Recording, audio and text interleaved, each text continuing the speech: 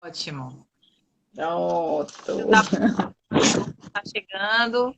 Boa noite, turma. Sejam bem-vindos aí ao Sintonize Mãe. Hoje nós estamos aí com nossa convidada super especial, Kelly Moraes, uma amiga muito querida. E hoje eu vou deixar ela se apresentar, né? Contar um pouquinho aí sobre, antes da gente entrar no tema, ela falar um pouquinho sobre ela. Para quem não conhece, já vi aqui que entrou algumas pessoas que já lhe conhecem. Verdade. Não lhe conhece para conhecer, né? Então, sejam todos aí muito bem-vindos, sintonizem com a gente aí e a gente participem, viu? Coloquem aí os comentários, que à medida do possível aí a gente vai interrompendo e vai conversando para a gente, né, desenvolver o trabalho, né? Então, Kelly, seja bem-vinda mais uma vez. Muito obrigada por você ter aceitado o nosso convite. Obrigada. É uma alegria para mim estar aqui, ter aceito esse convite e estar falando desse tema maravilhoso, né? Com certeza. Bom, eu sou Kelly Moraes, sou psicóloga, psicoterapeuta, atendo crianças, adolescentes e adultos, tá? Por isso a temática adolescente aí.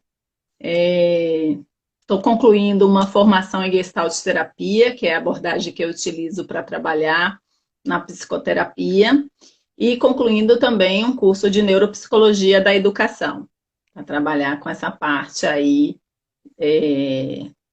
voltado para a neurociência e para o aprendizado, né?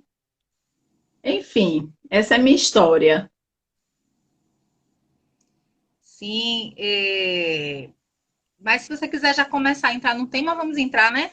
Então, hoje, É? gente, o tema é adolescente e seus desafios, né? E Kelly vem trazer um pouco aí da sua experiência, muito gratificante para nós tê-la aqui conosco nessa noite. Aproveitem, explorem ela. E é isso aí, que a participação de vocês é importante para a gente desenvolver o trabalho. Estou vendo aqui vários elogios, viu? Meus amigos queridos, amigos são suspeitos, né? É, Beijo para todo mundo. mandando um beijo e dizendo que está É, aqui com você ao vivo. E vamos lá. Então, iniciando aí, vamos gente, lá. porque uma hora passa rapidinho. Então, a gente já vai começar e Kelly vai desenvolvendo aí, mas à medida que vocês tiverem perguntas, vão colocando que eu vou sinalizando. Vou fazendo assim, ó, para não ficar cortando você. E aí você já sabe que tem pergunta. Aham, tá bom, tá bom. Conta uma pergunta à professora, viu? Tá certo, tá bom. Podem perguntar mesmo. Mais elogios aí, ó. A melhor psicóloga do mundo. Ah, meu Deus, esse aí é um amigo querido que eu amo, tá em São Paulo. Pronto, pode Bom, começar. vamos lá, né? A nossa proposta aqui foi falar sobre o desenvolvimento humano do adolescente e em todos os aspectos que ele sofre essas transformações, né? Eu queria começar falando do aspecto físico, porque acredito eu que essa parte física é a parte que dá origem, né, aos outros fatores, tá bom? Então, vou começar falando por essa parte física, né? Eu queria só antes fazer uma diferenciação do que seja adolescência e puberdade, tá? Ótimo. Puberdade é a transformação biológica do indivíduo. Então, é um processo que é universal, ocorre em qualquer ser humano, tá? Então, qual é a função da puberdade? Praticamente não, é a reprodução. Eu ia falar praticamente, mas é para a reprodução, tá? Sim. Então, todo ser humano passa por essa transformação. E a adolescência é uma construção cultural, viu, Rafa? Então, assim, não é em todos os povos que existe essa fase do desenvolvimento humano. Então, a gente passa por fases do desenvolvimento humano, a fase do bebê, da criança, né? A gente chama, as crianças, a gente divide também em fase, adolescência, adulto e idoso. Mas tem povos que não tem essa passagem da adolescência. A criança, ela está na fase da infantil e ela passa diretamente para a fase adulta, através de rituais que são feitos para trazer esse jovem para o meio adulto. E aí ele já está pronto para casar, para trabalhar, né? Ele entra já nessa fase adulta, tá? Então, essa discriminação é importante a gente fazer, tá bom? Sim.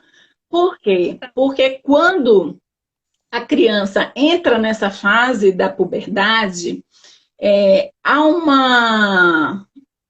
uma transformação hormonal muito grande, tá? Essa transformação hormonal trazem muitos conflitos para o adolescente.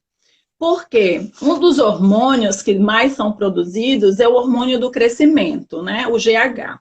E o que faz com esse corpo infantil?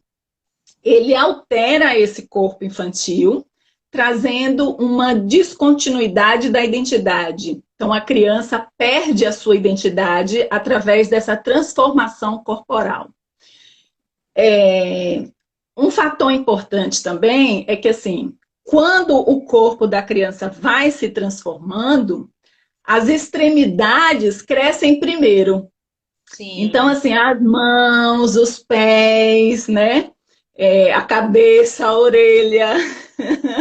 Então, eles se sentem muito feios, muito desengonçados, desajustados, né? Esse corpo já é estranho para eles. Então, o que eles têm que fazer? Eles precisam agora organizar esse novo corpo num espaço geográfico, tá? Então, essa desorganização aí da musculatura e óssea traz um conflito muito grande. Então, um dos conflitos é muito fortalecido pela nossa mídia e pelo nosso marketing, né? Que ataca diretamente aí os nossos jovens. Então, com essa construção corporal, eles se sentem muito feios. Então, é por isso que os jovens se utilizam muito de cirurgia. Você vê que tem muito aumento muito grande de jovens fazendo cirurgias estéticas, né? Isso, piercing, tatuagens, o vestuário, cabelos coloridos. Isso, para trazer essa transformação, né? E aí, a cultura, nesse padrão que é estabelecido, alguns jovens adoecem, né? Então, tá aí os transtornos da anorexia, bulimia. Então, assim, eles vão tentando encontrar um espaço de uma identidade corporal. Então, eles entram numa fase de luto pelo corpo infantil, aquele corpo todo bonitinho, todo organizadinho, para entrar numa fase em que o corpo, para eles, é algo estranho e feio, né? Então, a partir daí começa a ocorrer toda uma alteração também psicológica e emocional, né? Você vê que como o corpo traz essa alteração. Há teorias do desenvolvimento e teorias evolucionistas que dizem que essas alterações de humor e de comportamento não se dá através dessas mudanças hormonais, mas sim através da transformação cerebral. E aí vem a neurociência para ratificar essa informação, né? Alguns estudiosos da neurociência dizem que a adolescência ela termina lá para os 25 anos, começa entre os 11 e 12 e termina pelos 25 anos, né? Baseada em quê? baseada em que o nosso cérebro ele só vai maturar nessa idade, mais ou menos 25 anos, 24. Há neurocientistas aí que dizem até 28, né? Por que ocorre esse atraso na adolescência, né? Essa adolescência tardia? Porque descobriu-se que a última parte do cérebro humano a ser desenvolvida, a ser maturada, né, transformada, é o córtex pré-frontal, essa parte da frente do nosso cérebro. E essa parte que constitui as funções executivas. Que são funções executivas? São nossas habilidades cognitivas necessárias para o ato de pensar. Então, essa parte de julgamento, raciocínio lógico associado às consequências dos atos, né, julgamento, tudo isso ainda não está maturado. Então, é por isso que o jovem tem uma dificuldade de avaliar as possibilidades das consequências dos seus atos. Então, assim, eles até percebem, eles têm a percepção de algo que eles estão fazendo, algo errado, digamos assim, né? Por exemplo, pedir o carro ao pai e o pai negou. Então, eles vão furtar o carro do pai. Eles têm a percepção desse ato, mas eles não têm a lógica das consequências desse ato, né? Essa percepção é distorcida. Então, eles não avaliam todas as possibilidades desse ato. Se forem pegos em flagrante, eles até podem se arrepender, mas não por ter feito aquilo, se arrependem porque foram descobertos, entende? Então, rapidinho, pedir licença a você, porque eu estou acompanhando aqui os comentários, né? E FM, não sei o nome da pessoa. É bom até se vocês puderem, quando colocar o comentário, colocar o nome, para eu poder saber, né? Colocar o nome da pessoa que está fazendo o comentário. Colocou assim, atualmente parece que esse adoecimento piorou muito. E é verdade, a gente tem visto muitos adolescentes, né? Com esses comportamentos que você falou, né? E assim, para mostrar à sociedade justamente tudo isso que eles estão sentindo, né? Fabiana, foi Fabiana que fez esse comentário. Fabiana, na verdade, essa questão de mostrar para a sociedade o que eles estão sentindo, na verdade é uma busca de autonomia, que é conhecido como um comportamento de rebelde. Sabe o do contra? Esse menino é do contra. Tudo dele é do contra. Mas o que é visto por nós adultos como rebeldia, como do contra, é uma afirmação da autonomia. Ele está se construindo através dessa independência dos pais. Então, isso é tido para a gente como um ato rebelde, né? Transviado. Então, assim, como é um momento também que eles estão em construção de valores, eles precisam dessa autonomia para se afirmarem, para se posicionarem como adultos. E aí que é um perigo, porque os pais, eles inibem esse comportamento, né?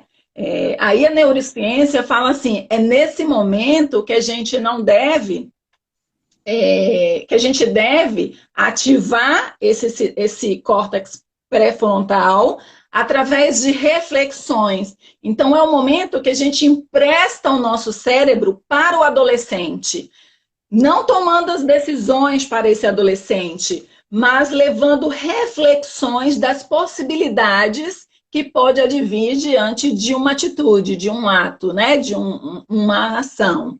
Entende? Então, assim, como ele não consegue visualizar as possibilidades, as alternativas e as consequências do que é certo ou errado, nós fazemos isso por ele. Nós levamos a essas reflexões. Então, ele não consegue discernir a consequência de um roubo de um cone na rua, de um pichamento de uma placa. Nós fazemos isso para ele, levantamos alternativas, né? E se? E aí ele vai refletindo, porque eles ficam sem esse julgamento, esse raciocínio, né? a resolução de problema, eles não conseguem. Basta crer que quando a gente fala assim, aí entra a questão de moralidade de valor, que também está sendo construído, né? Se a gente perguntar para o jovem assim, uma pessoa entrou no mercado e roubou latas de leite, o que deve ser feito com essa pessoa? Imediatamente eles vão dizer, deve ser presa, né? Porque eles estão regidos pela normalidade, pela norma da sociedade. Porém, se você chega para ele e fala assim, mas essa pessoa roubou porque o filho tinha fome, ele acabou de ficar desempregado, ele estava desesperado e ele não sabia o que fazer e roubou para alimentar o filho. E aí, o que a gente faz? Então, esse é o momento deles voltarem atrás. Porque ele acha a sociedade hipócrita, injusta. Então, eles não vão pela noção de certo e errado. Nessa hora é a lógica desse argumento que funciona para eles, entende? Então, assim, roubar uma lata de leite é um ato ilegal, né? Mas é ilegal até você trazer para ele as consequências, né? O motivo desse furto. Quando você traz, então ele tem um raciocínio em cima de uma resposta, não é a resposta em si mesmo, mas é o que há por detrás dessa resposta. Então, para ele, essa pessoa agiu assim porque a sociedade não lhe deu oportunidade, né? Então, eles têm essa dicotomia aí de pensamento. E é nesse momento que entra, eu até botei aqui uma sequência para a gente falar, que entra a questão da moralidade, do desenvolvimento da moralidade. Antes de você entrar aí na moralidade, Fabiana colocou aqui também mais um comentário. Ela botou assim: se são imaturos ainda, é contrassenso escolher profissão aos 18 e votar aos 16, por exemplo. Ela colocou sim. Na opinião dela e que faz sentido a gente parando para analisar e que muitas vezes nem escolhem a profissão, eles buscam a profissão que os pais geralmente impõem, né? Muitos acontecem isso também, né? Verdade. Né? E aí a gente vê um processo cultural de que antigamente as profissões eram passadas de pais para filhos, né? Se seguiam aquelas profissões. E atualmente eles estão percebendo que antigamente também o pensamento de que a profissão que se escolhia era para sempre, isso era muito forte. Então tinha que se ter um cuidado muito grande nessas escolhas. Hoje não. Hoje eles já percebem que eles podem mudar de escolha profissional, que a escolha não é eterna. A gente pode ter outras opções na metade de um curso aí, né, de uma faculdade. Então, a gente pode mudar, sim. Mas é algo que ainda acontece. Os pais escolherem, determinarem as escolhas profissionais dos filhos. E aí entra um dilema, porque traz sofrimento. Né? Você fazer algo que você não gosta, você não tem motivação para estudar. E aí, muitos concluem só para entregar o diploma aos pais. Depois que concluem, eles vão em busca de algo que os tornem felizes, né? Sim, verdade. Então a gente falou dessa parte cultural. E aí a gente vai falar também desses aspectos físicos, né? Quais são essas transformações que ocorrem nesses jovens, essas transformações corporais do qual eles se acham estranhos, né? Então vamos falar primeiro das meninas. As meninas, elas crescem os seios, elas arredondam aqui essa parte da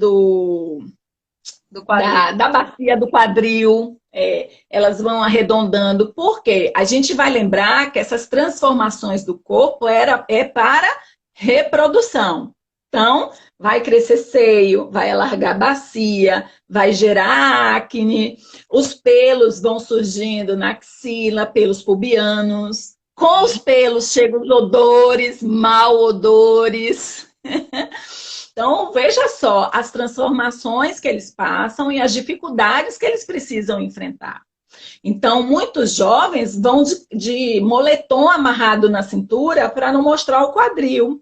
Elas colocam aqueles top bem apertado, sutiã bem apertado, porque elas sentem vergonha, né, de mostrar aí os seios. Então, é uma transformação corporal muito grande.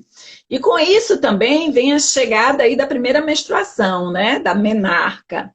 E aí vem aquela eclosão de hormônios, os hormônios aí dos estrogênios, né, a progesterona, a testosterona também, que a mulher também produz em um nível menor, mas produz também, enfim, estrogênio, e aí vem uma multidão de hormônio trazendo essa oscilação de humor.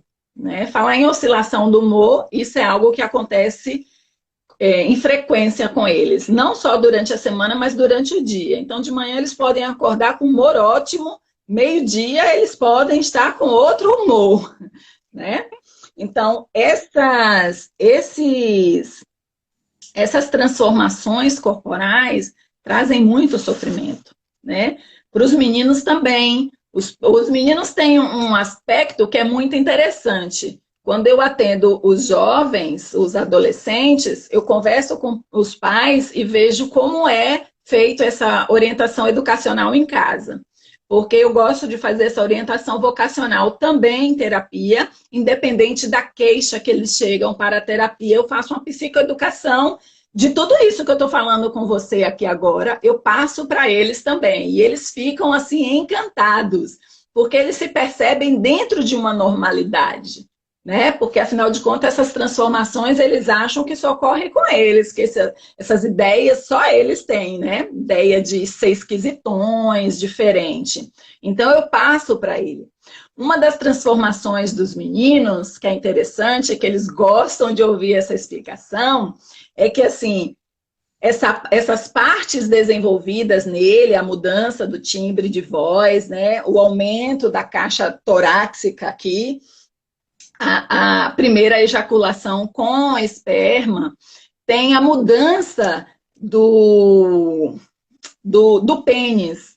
Então, assim, o testículo é o primeiro a crescer, então ele fica grande e desproporcional ao pênis, e aí eles se acham estranhos, né? Aí é que nesse momento eles se escondem na hora do banheiro, no xixi coletivo, né?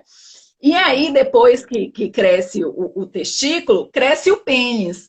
Só que o pênis, ele cresce, mas não engrossa. Então, fica estranho também. Depois é que vai passar para o seu tamanho proporcional. Então, aí eles ficam mais calmos. Então, assim, alguns que passam por esse processo dão risada. Tipo assim, ela descobriu o que acontece comigo, né? E é muito interessante. Então eles falam assim, como é que ela descobriu o meu segredo? Mas é, Aí eu... esse aí que você falou, achei muito interessante. Eu não sabia, né, dessa versão aí, e é importante porque às vezes a gente não sabe. Eu tenho um sobrinho que passou por essa fase, mas quem conversava com ele já era meu esposo, né? Ó, tem alguns Uhum. comentários aqui, vou interromper você rapidinho, porque tem Tá, vários tá. comentários para a gente não se perder. Leviana, é isso? Lene, Viana. Isso, ela tinha. Lene. Ah, tá. Ela botou sobre a escolha das profissões, né? Geralmente é feita pelos pais, infelizmente. Sim, que a gente tinha falado. Legal.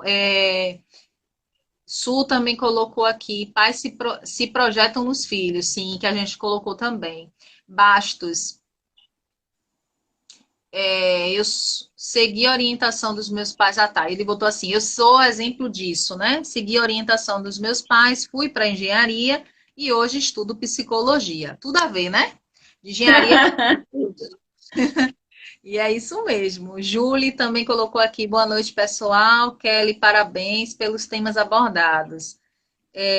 Levi colocou aqui: é verdade, Luciano, mas hoje em dia eu penso que isso já deveria ser mudado, mas infelizmente não mudou. Tem um exemplo disso na família. Sim, gente, isso a gente ainda vai ver aí por um tempo, né? Porque cada família tem uma forma, um comportamento, né? Então, isso ainda, acho que ainda vai demorar um pouco da gente deixar de ver essa interferência, né, Kelly? Eu acho que ainda vai. É uma questão assim de comportamento, né? Então, cada um tem uma educação, porque nossos pais tiveram uma educação que traz para a gente também, e a gente acaba passando para os nossos filhos o que a gente acha que é certo, né? Bastos Exato. também. Nunca é tarde, só começar. É verdade. Deixa eu ver aqui. Parabéns por abordar Verdade. esse assunto. Júlio botou, difícil lidar com essas mudanças de humor. É isso aí, galera. Todo mundo participando, tá vendo, Kelly? Legal. Legal. Que bom. É Mas vamos. difícil lidar com essas mudanças de humor. E aí a gente vai falar de algumas transformações psicológicas que eles passam, né? O pensamento deles, eu fiz uma sequência aqui para não me perder nas ideias. O Sim, pensamento da criança, ela sai de um pensamento concreto para um pensamento mais flexível. Então, se a criança antigamente tinha um pensamento voltado para um concreto exemplo, se a gente fala assim para a criança, não saia de casa que vai começar a chover canivete, ela sim. literalmente vai achar que os canivetes vão caindo, né? O adolescente, ele começa a entrar numa abstração. Então, ele começa a desenvolver esse pensamento abstrato. E aí, ele começa a ficar eufórico, porque aí é o momento dele começar a testar as habilidades dele, tudo que ele está aprendendo, né? Então, esse tentar testar as habilidades dele pode ser visto também pelos pais como um afronto, né? Sim. É o começo da individualidade, dessa construção dele. Então, esse é um momento, como eu tinha dito, de permitir, porque o aprendizado do adolescente, aliás, todo e qualquer aprendizado, ele se dá também por tentativa e erro. Então, é uma metodologia que nós temos vergonha de exercer, né? Mas para adquirir a experiência, a gente precisa passar por essa tentativa, por essa construção, errou, se equivocou, volta atrás, porque é só assim que a gente adquire experiência. Então, outra dificuldade que eles encontram é justamente isso, porque os pais exigem muito das crianças uma perfeição que eles ainda não dão conta. Então, errar é tido como algo feio, é tido como algo de uma pessoa fracassada. E esse perfeccionismo, essa cobrança de ser perfeito, a gente vê aí nos adolescentes ansiosos, né? Os adolescentes ansiosos que querem controlar as coisas, controlar o mundo, controlar as pessoas, que não podem errar, porque geralmente há uma cobrança, há um padrão de exigência muito grande e que eles não dão conta. Eles estão passando por uma série de luto. É o luto pelo corpo infantil que se perde e precisa encontrar um novo corpo para possuir esse espaço geográfico, né? É um luto pelos pais da infância, aqueles pais que pegavam a criança no colo e que agora não existe mais isso. Os pais que eram tidos como perfeitos, porque as crianças veem os pais como heróis, né? E agora o adolescente, ele começa a perceber as contradições dos adultos, inclusive dos pais, da sociedade, enfim. E aí começam a entrar em conflito, porque acha muita hipocrisia. Então, eles estão passando também por esse processo de luto, e eles estão passando pelo processo de luto também da identidade infantil. Então, eles precisam construir agora uma nova identidade. Exato. Como é que ele constrói essa identidade? Então, é o momento dele sair do lugar comum, que são os pais, e ir para a sociedade. Então, é através dos relacionamentos com amigos, a busca por namorado, que eles vão construindo agora essa identidade. E aí tem dois aspectos nessa busca social, né? que tem um lado bem positivo, que os amigos, eles geram segurança, eles dão apoio, né? Os amigos que a gente pode contar. Então, esse é o lado positivo da saída desses jovens, desse lugar, desse espaço que já é conhecido, para um mundo novo. Agora, corre o risco também desse encontro com seus pares, dos jovens entrarem em perigo. Porque, para ser aceito por esses pares, eles se colocam em vulnerabilidade. Então, qualquer sugestão dos amigos, eles podem aceitar para não serem excluídos do grupo, né? Então, aí é que entra a parte das drogas, dos jogos, do sexo. Então, se você é bebê, você é cafona. Se você não transou ainda com 16 anos, você é antiquado. Aí vem a pressão dos amigos, né? Essa é a parte negativa. Porque nessa tentativa de integração, quem sou eu? Ele, às vezes, pega crenças e ideias dos outros amigos e internaliza como sua. Ele não faz essa reflexão, então ele internaliza e diz que é sua. Esse é o perigo. A parte boa é que tem esse apoio, essa segurança, né, esse conforto e a construção da identidade, que se dá através dessas relações sociais, né? Por outro lado, os pais também sofrem uma série de luto. Com essa conquista de autonomia, com essa busca de liberdade, eles sofrem primeiro pelo luto do tempo. O tempo passou, e passou assim, ó, rápido. Nossa, não é mais minha criancinha, né? Então, eles sofrem por isso. Além disso, como você falou aí no começo, os pais, eles projetam muitos sonhos, muitas realizações nos filhos. E os filhos, eles nem sempre estão de acordo com essas projeções. E aí eles vão ter as suas próprias ideias, muitas delas incongruentes com os dos pais, não são as mesmas, aí começa a entrar em conflito, né? Que o filho não torce pelo mesmo time, o filho não quer fazer aí a mesma profissão, e aí começa esses conflitos. Então, os pais também sofrem por esse luto da projeção que não está sendo realizada. Se os pais querem Outro luto, uma visita, às vezes acontece muito isso, eu tenho uns amigos que passam por isso. Os filhos não querem mais fazer o mesmo programa, né? A mesma atividade, que antes o filho acompanhava o pai, né? A mãe. E nesse momento agora ele não quer mais, né? Ah, não, eu quero ficar em casa. E sim, acontece. verdade. E você falou uma coisa, Rafa, que pode ser vista como... pode não, é uma construção também de estar reavaliando os valores. Então, assim, por que que todo domingo tem que jantar em família?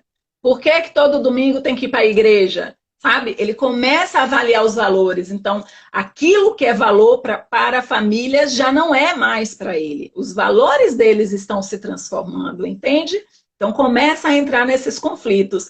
Aí vem um terceiro luto dos pais, que é essa independência. Os pais não dão conta de que os filhos agora não precisam mais dele, né? Então, essa independência, essa liberdade saiu do controle dos pais. Afinal de contas, os pais, eles têm controle sobre as crianças, né? Então, tem aniversário infantil, leva, cinema, leva. Agora, como adolescente, não, eles não têm mais esse controle. E aí entra esse terceiro luto, né? Um terceiro luto decorrente dessa liberdade é o luto da preocupação. Então, os pais, uma vez que tiveram lá o seu filhote, nunca mais são os mesmos. Mesmo morando longe, estando casados, com netos, eles sempre vão ficar preocupados. Então, na adolescência é que começa esse luto, né? Sim. Por essa preocupação através dessa liberdade que eles estão buscando. Na verdade, essa liberdade é totalmente uma construção, uma busca de autonomia, tá? E aí é que tem algumas conquistas de autonomia que a gente, na verdade, chama pseudo-autonomia, né? Que eles querem se mostrar autônomos, independentes, mas, na verdade, eles não são independentes, eles precisam do pai, né? Dos pais. Eu falo pais, eu estou me referindo aos cuidadores, tá? Então, assim, à medida que eles estão buscando essa autonomia, por outro lado, também, eles não têm autonomia. Então, se eles precisam de dinheiro para ir ao cinema, eles vão pedir dinheiro aos pais, né? Então, ir ao cinema com os amigos é uma autonomia. Agora, o dinheiro que foi recebido para ir ao cinema demonstra a falta de autonomia. Dá para entender essa ambiguidade?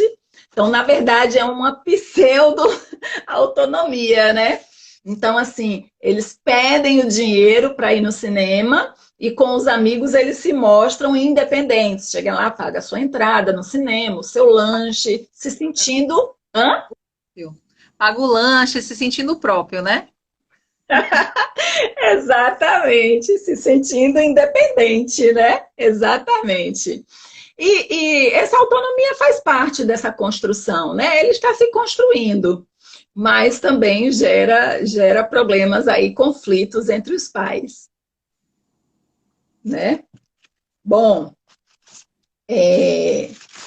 algo que eu queria trazer também para a gente e que causa muitos dilemas aí com os jovens e com os pais é a questão do tempo, tá? O jovem, ele não consegue fazer a separação de passado e futuro. Eles misturam tudo isso no presente. Então, vou dar um exemplo. Se hoje é segunda, se a prova deles for na sexta-feira, a gente começa, né? Vai estudar, filho. Filho, vai estudar? Ah, mas ainda é sexta-feira, a prova, muito tempo. Mas se eles têm uma festa daqui a 2 meses, eles ficam, minha mãe precisa comprar roupa. Minha mãe, a roupa, minha mãe. Minha mãe, a roupa, minha mãe. Então, essa temporalidade com eles é muito ambígua. Eles utilizam o tempo como um objeto, como algo que eles podem manipular, né? Então, eles manipulam e trazem o tempo para o momento presente, né? E aí é momento de briga, porque aí os pais não compreendem essa dificuldade de assimilar o tempo. E que, no fundo, é uma negação da passagem do tempo. É uma negação, uma recusa de sair da infância, de deixar de ser criança, né? Porque um paradoxo muito grande é que eles querem essa autonomia, essa independência, mas ao mesmo tempo eles querem colo, eles querem o afeto, né? Que os pais, na fase da adolescência, a tendência é se afastar mais dessa parte do toque, do afetivo corporal, né? Então, assim, já não faz mais um carinho, já não beija, não bota mais no colo, né? Então, eles vão em busca também disso. Então, o tempo para eles é uma questão muito importante, porque é essa negação, essa resistência da passagem, né, do tempo, que o tempo passe. Kelly, antes de você ir para o outro ponto aí, posso botar uns comentários aí? Tem comentário chegando. Claro, claro. Lá. Cláudia Loureiro colocou, lidar com a voz grossa dos meninos. Ah, difícil lidar com a voz grossa dos meninos. Ah, ela estava falando, na parte que você estava falando das mudanças, né? Do timbre de voz. Do time de voz. Carla colocou aqui também, meu Deus, estou vendo Creuza falando, que saudades. Deve ser alguém que você conhece, né? Carla Maria. Sim. Carla Maria. É uma querida amiga de Aracaju. Bastos falou aqui, pura verdade, estamos no novo normal com relação ao comportamento. Bastos, veja que é um assunto que é muito vasto, né? A gente começa falando aqui, adolescente e seus desafios, mas é um universo, né? Doutora Raquel, muita coisa. Colocou aqui, relação com os filhos. A relação com os filhos começa a ser construída desde o nascimento e a forma de parentalidade pode determinar uma maior ou menor quantidade de conflitos, com certeza. E eu queria... Deixa eu ver aqui. É porque tem vários comentários, viu? Tô colocando... deixa eu ver aqui. Marcinha entrou também. Jujubinha, beijo, amiga. Deixa eu ver aqui. Fabiana colocou. Eles também se afastam desse afetivo toque. É verdade. Eu vou pedir para você falar um pouquinho desse lado aí. Ela colocou, Fabiana, que os adolescentes se afastam desse toque afetivo, né? E eu queria que você falasse também um pouquinho, antes de você ir para esse outro tema, essa parte aí que ela está falando dos adolescentes, nessa relação deles de se afastarem dessa questão afetiva. Tá. Então, como eles estão em busca de identidade, de autonomia, de liberdade, a relação com o toque, com o afeto, com os pais, como é um lugar já habituado, tem dois caminhos aí. Primeiro, é uma certeza de que vai ter isso, sempre. Então, sim, é uma garantia, né? Eles me amam e nunca vão deixar de me amar. Isso é uma garantia. Segundo, que eles entram nesse paradoxo que eu falei. Ao mesmo tempo que eles querem sair de casa, querem buscar seus pares, e agora vai entrar nos relacionamentos amorosos, do qual vai proporcionar esses toques, porque a parte da sexualidade, através desse desenvolvimento hormonal aí, vai proporcionar isso, né? Então, eles vão em busca de um toque afetivo de um namorado, de um paquera, enfim, e rejeita o toque do pai. Mas no seu inconsciente, ele não está rejeitando, ele quer esse toque. Por isso que a gente pede para os pais insistirem nesse toque, nesse afeto, porque isso faz toda a diferença no desenvolvimento do adolescente. Porque como a tendência é eles buscarem os amigos, por outro lado, eles se isolam do adulto. E aí vem um perigo muito grande, né? Porque deixam eles vulneráveis. Então, não podem se afastar do adulto. O adulto tem que ficar ali na cola, emprestando o cérebro para ele através do processo de reflexões, né? Sim, sim. Outra coisa que você falou aí, que eu anotei, que alguém falou, da questão da educação que começa na infância, né? Isso é muito importante. Isso é muito importante, porque eu digo assim, na fase da adolescência não se educa. E aí algumas pessoas tomam um choque, assim, né? Como assim não se educa? Né? Na fase da adolescência, você vai confirmar a educação que você já deu anteriormente na fase da infância. Sim. Então, por que é difícil você resgatar isso na fase da adolescência quando você não fez essa construção na infância? Né? É mais difícil. É impossível? Não. Mas aí vai passar por um processo de repetição. E repetição, repetição, repetição. Que as consequências vão ser a longo prazo, e as consequências, só quem vai ter esses méritos dessas consequências são eles mesmos. Os pais recebem esse mérito indiretamente, não quando conquistado durante a infância, toda a trajetória, né? Todo esse processo. Então, assim, querer educar os filhos na adolescência é um erro muito grave. Então, a gente educa na infância e na adolescência a gente vai confirmar valores. A gente vai, através de um filme, tá assistindo um filme, a gente toca sutilmente, né? Algo de imoralidade. Olha, percebeu, fez isso, mas será que é estranho, né? Gerar reflexão, né? Justamente para gerar... Exatamente. Porque essa construção você tinha que ter feito com pequenas atitudes diárias. E aí vem algo muito importante, porque assim, às vezes a família tem recursos financeiros e tem alguém que proporcione um conforto dentro de casa, um empregado, né, que proporcione.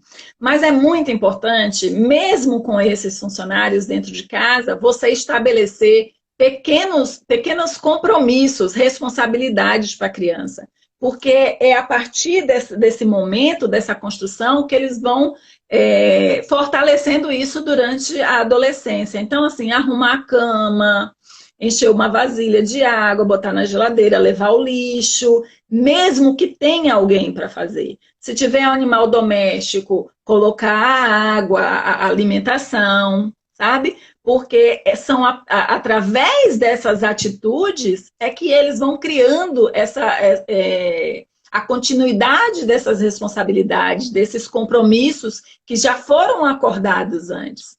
Agora é importante não impor, oferecer um espaço de escolha. Então, às vezes eu vejo conflito entre pais e filhos e entre irmãos, porque assim, não tem quem faça os trabalhos de casa e os trabalhos são divididos e impõe, você vai lavar os banheiros, você são os pratos, tudo. É importante você implicar o seu jovem nesse processo de escolha, porque quando você implica ele na escolha, você automaticamente está trazendo com que ele seja responsável pelaquela escolha. Então, se você fala assim, olha, nessa casa temos 4 pessoas, eu vou fazer a comida, seu pai vai arrumar a casa, tem a comida para fazer, tem a casa para arrumar, banheiro para lavar, quem vai fazer o quê? Né? Não determinar o que cada um vai fazer. Porque a partir do momento que ele escolheu, quando ele começar a reclamar, a gente avisa ele que foi escolha dele. Né? Não tem para onde correr. Ele que escolheu. Olha, você tinha opções, você escolheu, e agora você tem que assumir essas. Agora, deixar espaço aberto também para possíveis trocas. Flexibilizar, sabe? Não ser tão radical. Então, você quer trocar de lugar comigo? A partir de hoje você lava os pratos e eu lavo os banheiros, mas não abrir mão da realização daquela tarefa. É importante isso aí que você falou, muito importante. Acho que é uma dica, assim, nesse momento que a gente está de quarentena, né?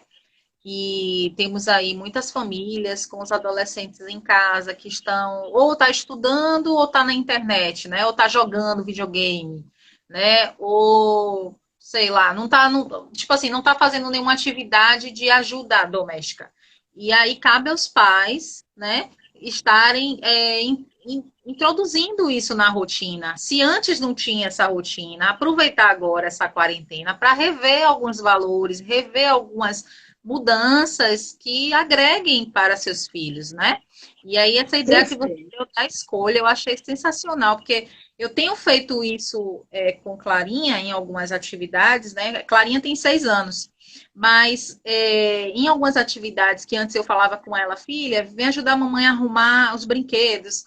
Eu comecei a adotar, através da disciplina positiva, essa questão da escolha, de dar a ela, já desde pequena, porque você dá autonomia e você incentiva através da escolha, né? E imagina um adolescente, né? Que já tem todo um contexto envolvido. Tem mais perguntas? Posso botar? Pode. Vamos lá. Lili colocou aqui, tal mãe, tal filha, saudade de ambas. Quantas saudades? Falando para você aqui, ó. Saudade de doutora Raquel é pediatra aqui em Lauro de Freitas, é uma amiga também. E ela colocou aqui, ó. Deve acompanhar aí esses passos, né? Deve acompanhar essas dificuldades. Está acompanhando. Ela colocou aqui, ó, na adolescência você colhe o que plantou. Ela está colocando aqui em relação ao que ela tinha criticado, né? Perfeito. Até os 7 anos, essa educação é determinante. Depois fica muito mais difícil. Com certeza, porque tem até uma fase, isso aí eu vou pedir para a Kelly falar, né? Que é justamente o que você estava falando, que a construção não tem que ser feita agora na adolescência, tem que começar, né, da primeira infância, né? Justamente para não ter essa dor de cabeça aí depois, né? Exatamente. Também. Gente, tem tanto comentário que eu acho que eu já me perdi aqui. Peraí. Rapidinho. Raquel botou aqui de novo. Deixa eu ver. Aí ela botou aqui, o sistema é bruto. Eu já falei. É muito comentário aqui que já está aqui, eu não estou nem mais conseguindo acompanhar. Vamos lá. Ela colocou aqui, coloco para arrumar o quarto, é isso? Desde os 3 anos. É para colocar atividade mesmo para essas crianças fazerem. Importante essa dica. Aos 7 já arruma a cama. É isso mesmo. Clarinha, é uma coisa interessante. Vou abrir só um parêntese rapidinho, que aí eu vou deixar você complementar essa questão aí. Clarinha, ela me ajuda em várias atividades já, né? Porque eu comecei também a fazer esse incentivo desde cedo e colocava ela para ir fazendo as escolhas, porque ela me dizia assim, mãe, eu quero ajudar. E aí eu falava, você quer me ajudar fazendo isso ou isso? Aí ela ia, começava a arrumar a cama, a dobrar roupa. Então, é exatamente isso aí, né? Raquel colocou essa experiência dela, que a filha dela agora já está com 7 anos, e você estava falando dos adolescentes aí, é justamente isso, essa conscientização que os pais têm que ter de estar já, desde a primeira infância, atribuindo, né, essa autonomia de forma, claro, de uma forma de orientação, de uma forma bem controlada, né? Para a gente poder desenvolver isso neles, né? Exatamente. E aí eu vou trazer um depoimento pessoal, né? É que quando meu filho era pequeno, além de não ter feito o curso, a gente tinha ajuda em casa de uma pessoa que fazia essas coisas. Então ele não fazia nada, eu não colocava ele para fazer nada. Então ele não se implicava em nada. E hoje ele tem 22 anos e eu tenho muita dificuldade. Eu tenho que falar sempre, repetidamente. Vá fazer. Vem colaborar. E não peço ajuda, não, porque numa casa que moram dois, três, quatro, que é família, não é ajuda, é responsabilidade. Né? Então ele não me ajuda, eu deixo isso bem claro para ele. Você não está me ajudando, você está fazendo parte, dividindo a responsabilidade que é mútua aqui nessa casa. Então eu preciso estar reforçando sempre, sempre, sempre, por algo que eu tinha que ter construído lá atrás, né? Mas se ele nunca fez, como é que eu exijo agora? Então eu tenho que estar repetindo, repetindo, e aí eu tenho que ter uma dose de vários remédios de paciência para estar sempre repetindo, repetindo. Mas eu repito, eu não deixo. Eu sempre solicito, sim, tem que fazer. Né? Tá faltando 10 minutos, viu? Então vou fechar aqui com, com algo que é muito interessante, que é assim, é a frustração na adolescência. Os adolescentes são muito sensíveis à frustração, né?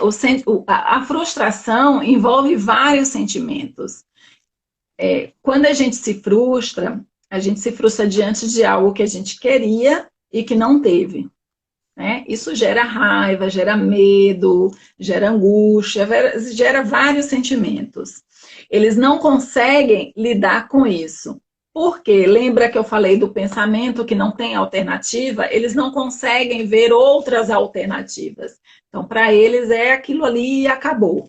Eles não conseguem ampliar esse pensamento. Afinal de contas, está sendo desenvolvido agora, construído agora. Né? Então, essa frustração traz um sentimento simbólico aí de rompimento, de morte. Né? Então, eles querem afastar isso a qualquer preço.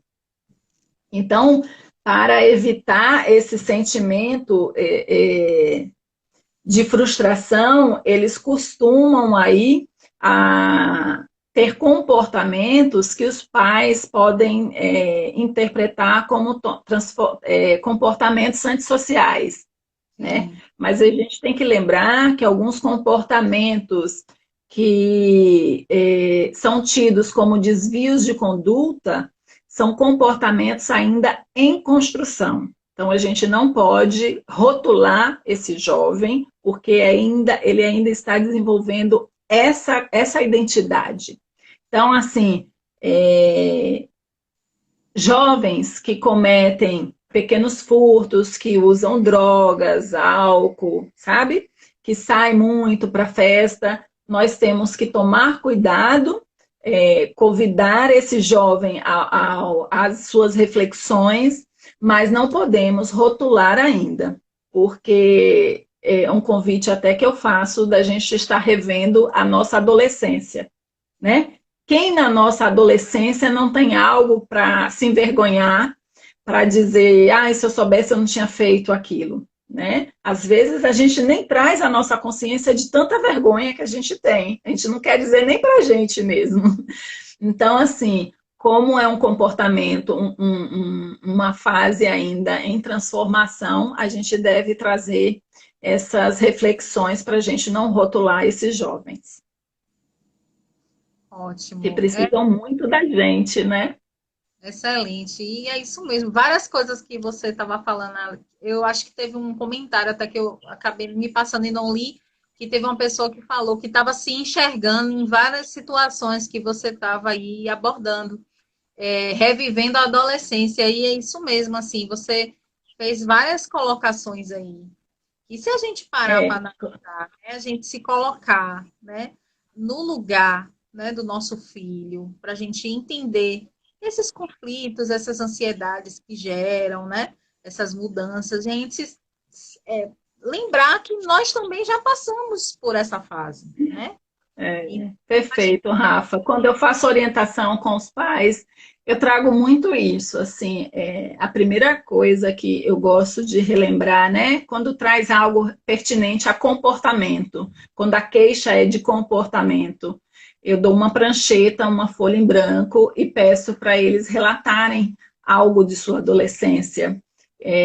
Algo que eles se envergonhem, que não precisa me mostrar o papel, mas vá relatando. E depois peço para fazer uma lista de o que seria um adolescente ideal para ele. E depois uma lista de comportamentos negativos do filho, né? Para a gente fazer essa relação, essa associação, para a gente ver que é tudo ideal. Nós desejamos um adolescente ideal, mas o que a gente precisa trabalhar mesmo é com o real, com o que a gente tem. Não ficar idealizando, porque ficar idealizando traz frustração, né? A gente nunca vai conseguir. Então, trabalhar com o que tem de realidade. Tem 2 livros que eu queria indicar para os pais a respeito disso, para se colocar no lugar dos filhos, que é esse que é maravilhoso, ó. Pais e Mães Conscientes, tá? O prefácio é de Dalai Lama. Maravilhoso esse livro. Traz justamente isso, essa reflexão de se colocar no lugar dos filhos. O outro é esse aqui, o drama da criança bem dotado. Alice Miller. São 2 livros que eu trabalho com os pais para eles se colocarem no lugar dos filhos. Esse livro traz depoimento de terapeutas na clínica delas e que traz muito essa questão do querer consertar os filhos, né? Que o psicólogo conserte os filhos. E aí eles vão trazer para os pais que não é um conserto. Já está já encerrando aqui, eu me perdi aqui no tempo, diz que já tem 20 segundos, eu não acredito nisso. Vai acabar! Vou fazer o seguinte, gente, quero agradecer a todos vocês por estarem aqui conosco, agradecer Kelly querida, um beijo grande, vou postar lá no Instagram. Eu que agradeço. E vou colocar as dicas